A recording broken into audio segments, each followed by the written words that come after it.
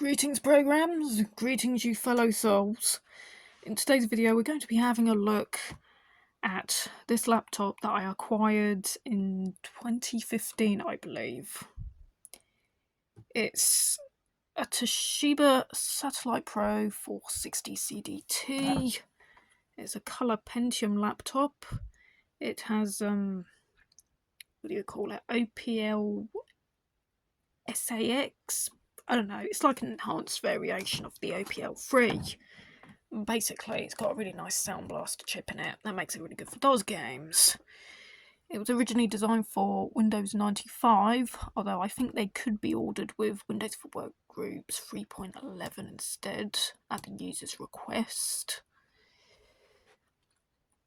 The main point of this video is when I got this laptop, it had Windows 98 2nd edition. The cd-rom drive was working in that operating environment, but whenever I exited it to MS-DOS, the drive wouldn't be seen there. And usually this is a common problem. The common solution for it is to add an MS-DOS CD driver along with an MS-CDX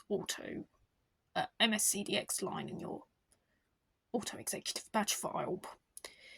Anyway, I did that. I found the official drivers online, I installed them, I made the necessary changes to the startup files, and it didn't work.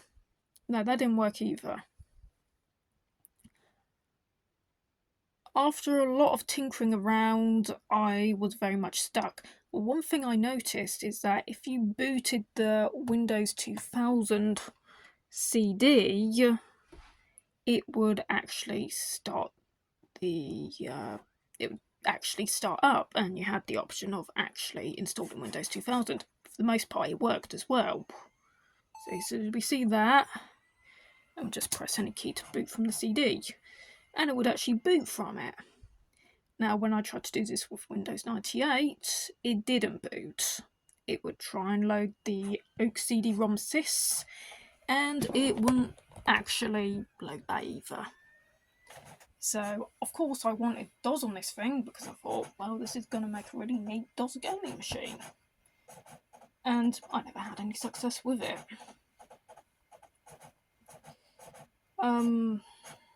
So yeah, we're just going to watch it load all these drivers down here. You know, we're just going to watch it do that. And it does this, and you can continue to install Windows 2000. But you can't do it with Windows 98.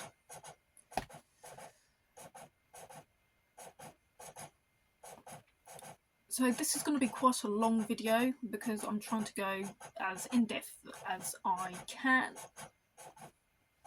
There's going to be a lot of details to make it as foolproof as possible. But the main point of the video is that I'm going to tell you exactly what the most common cause of the problem is with the CD drives and these things, and how you can actually get it working on your own example. So if we have a look at these drivers, we can see that the Windows 2000 installer does read everything from the CD drive. And Windows 2000 is NT based. I'll also say the Windows XP CD also works as well, although I don't really recommend putting XP on this laptop because it's not really up to the task. Windows XP will run on any Pentium, but on a 166 MHz MMX chip, it's going to be a slug. It's not even going to be what you would call a usable operating system. Windows 2000 actually does run quite alright on it, but it's not really an ideal operating system for games. It was good for servers and business machines, or for those that might want to run old Windows NT apps, like maybe the original version of Softimage for Windows. Right, here we are.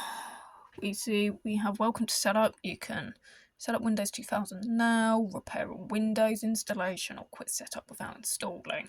Now we're just going to quit this because this hard drive currently has an MS-DOS installation on this, and I don't want to wipe that. So we're going to hit the F3 button. There we go. Right, so that's going to do that. I'm going to take the CD out of the drive. I'm going to put Windows 98 in there. And just put a copy of Windows 98 second edition. We're going to put that.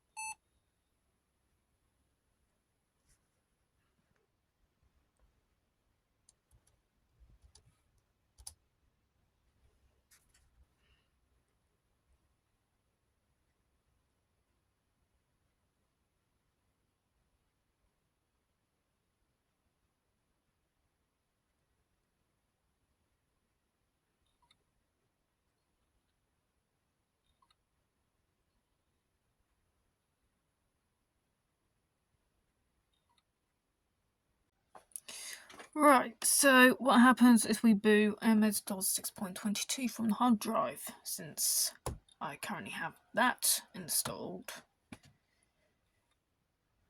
Yep, that's the sound of a mechanical hard drive. 40 gigabytes. I do have the original 2 gig drive, but it doesn't work. I kind of broke it. Sorry. So I've currently got another Toshiba branded 40 gigabyte drive. So we are booting this with the official driver, and we will see if it actually loads the driver. Okay. Device driver not found, TOS CD-001. No valid cd-rom device drivers selected. Okay, if we edit the auto exec batch file, we will see that we have correctly typed in the procedure. And if we also look at the config sys, we also have it correctly set up in this line, exactly how it was mentioned in the README text. So what's going on? Why is it Windows 2000 sees it, but why not any of these DOS systems? Well, this is what we're about to find out. Right, we're going to hit Ctrl Alt and Delete. That will reboot the computer. And we would, in theory, be able to enter the setup screen by hitting F1. This might not necessarily always work.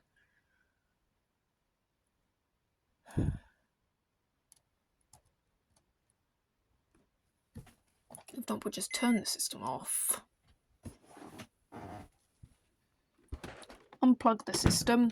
I should note that I've removed the CMOS battery from this. I tend to go for a long time without being able to access my computer equipment, and I'm always paranoid that with these old machines you're going to have some sort of battery leakage and it's going to just like eat acid at the motherboard, which is the last thing you want. So because of that, because there's no CMOS battery holding all the BIOS data, we now have bad checksum in the CMOS. So this will allow us to get into the setup menu by hitting the F1 key.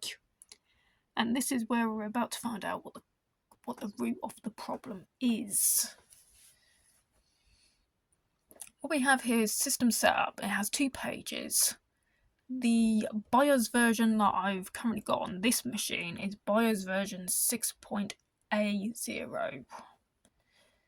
Here we have several configuration options. Power on display, LCD display stretch,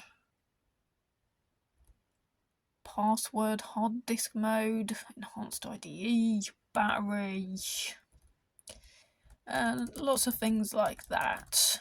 If you want to access the second page of the system setup, you have to hit the page down key. This one here, right in the middle of the 5 keys. See? up, down, page down. And this is where we find the problem. For something that's inexplicit to me, perhaps because I've not looked at too many of the actual internal tech documents for this laptop, we have display, serial COM, parallel sound system. Right, the built-in hard disk drive is the primary IDE status. The selectable bay, which is where our select bay CD drive has been installed, has others, an address at 1E8H IRQ11. Now that's not standard. If we hit the spacebar on our keyboard, we can change this.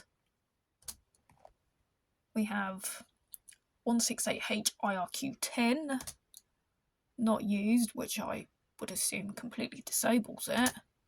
Secondary IDE. And if we press spacebar again, we go back to the others with IRQ11, IRQ10, not used, IDE. So this has 4 different options. What we're going to do, we're going to leave on secondary IDE. And we're going to hit the end key on the keyboard.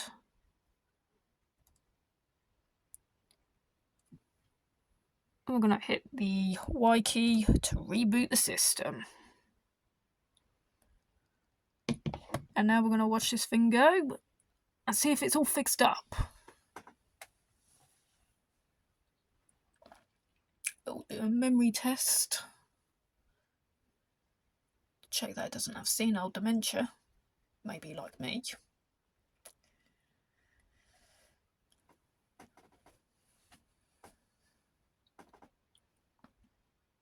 Yes, this has 160 megabytes. It's got the full RAM capacity. It used to be an ex-workstation for a guy who made presentations. He used to make presentations for McDonald's and franchises like that. Yeah, I found a lot of his personal details on the hard drive, which, of course, I no longer have. Right, 1 Toshiba CD. I'm going to hit that and see if it fails again.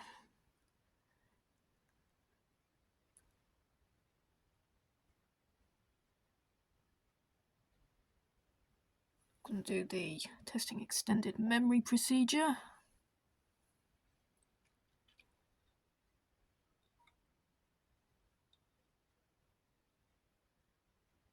And it appears to have loaded now. The CDX version 2.23, which is the stock version that comes with MS-DOS 6.22. And it's assigned it the drive letter of D, driver TOS CD 001 unit 0. Okay, so if we log into the D drive, I'm going to open the drive, and I'm going to put a CD in there. I'm going to put some game disc in there. Perhaps. I will just put the... We're just going to have a look at the Primal Rage disc. Okay, just bear with me. I can't quite single-handedly open up a dual case.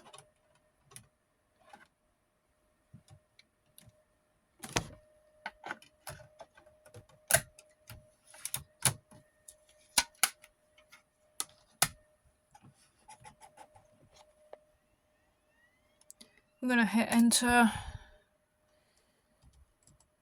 Check the directory of the CD. And we have it. We have the Rage files for the game. Okay, let's see if the Windows 98 installer works with this.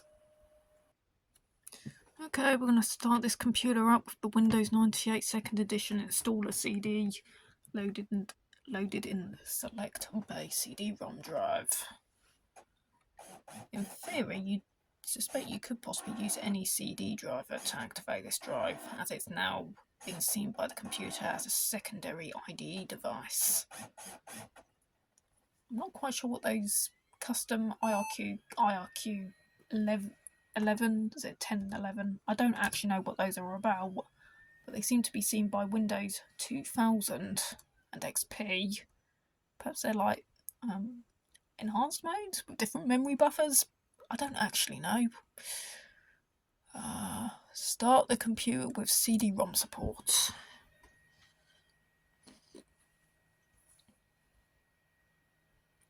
Right, it seems to have loaded something with the device name of OEM CD-001.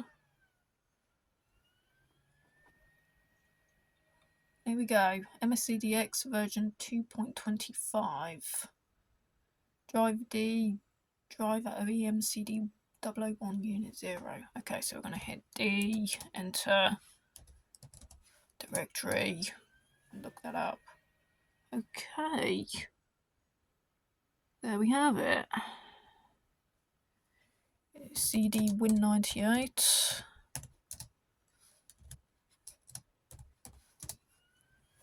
And look at all those wonderful cab files. And there we have it. That's how you get your CD drive working under MS-DOS on a Toshiba Satellite Pro 460 CDT. Alright, I hope you found this video informative and useful. Hope even more so that it helped you get your old retro laptop working properly and made it a suitable gaming machine. Okay, take care, and I'll see you in the next retro computing oriented video that I might do. I think the next video I'll do will probably be related to gamepads, or maybe the Revenger control pad adapter system, or maybe something related to Windows 98, or something along the lines of that. Until then, see ya.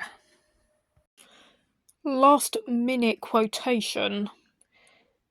As I mentioned earlier, that I don't know what the IRQ10, IRQ11 function for the select bay was in the BIOS, I've just realised that what those are probably for is the fact that the select bay CD-ROM drive could be exchanged not only for a floppy disk, an internal floppy disk, but it could also be exchanged for a secondary hard drive. Primary hard drive is located at the front here. You simply unscrew that, you lift that up, and you drag out this metal caddy that has the hard disk drive in, the primary one. But you also have the option of a secondary hard drive that could be put in the select bay in exchange for the CD-ROM drive or an internal floppy drive.